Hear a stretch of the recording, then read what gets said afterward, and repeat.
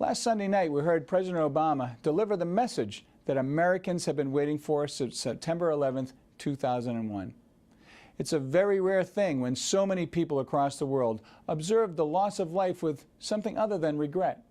But this man, the late Osama bin Laden, had chosen his fate long before in a life filled with cruelty. If he expected mercy when our forces found him, that was asking much more than he was ever known to give. This was a man who rejoiced in the suffering and death of others, who set in motion all of the horror and grief of 9/11 and considered it just a start. He was a teacher of evil, and now for him, the lesson is over. It ends not in the fulfillment of some fanatical vision, but in the depths of the Arabian Sea. None of this can compensate for the murder of bin Laden's victims, nor will it ease the sorrow of those who still mourn, but it sure counts for something. And it's always a victory when justice has the final word. Bin Laden's killing was the result of coordinated efforts going back many years. It was the dramatic conclusion of patient intelligence gathering begun long before, and the work of a military that is second to none. The operation was a model of sustained, concentrated military action, and the example will not be lost on other terrorists. Any escape they make will be temporary. Any sanctuary they find will be uncovered. Those who harm or threaten the American people will be dealt with on our terms, however long it takes. This was the pledge of President George W. Bush in the days after 9/11, and he kept it in 7 years of relentless, decisive action against the al-Qaida network. In the case of bin Laden, it fell to President Obama to give the final order. He did so calmly, swiftly, and decisively. It was a fine moment for our Commander-in-Chief and for our country.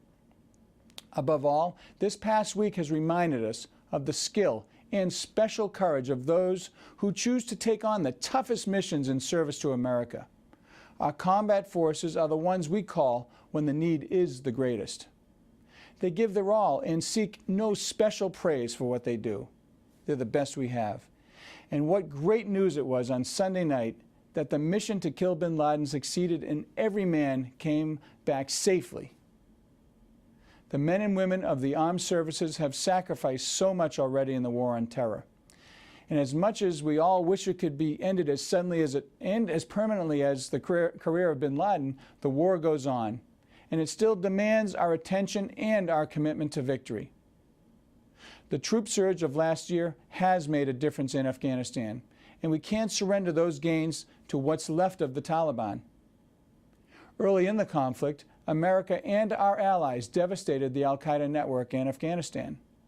Yet al-Qaida is still at work, and that is why we need to prepare the Afghan security forces to protect their own people.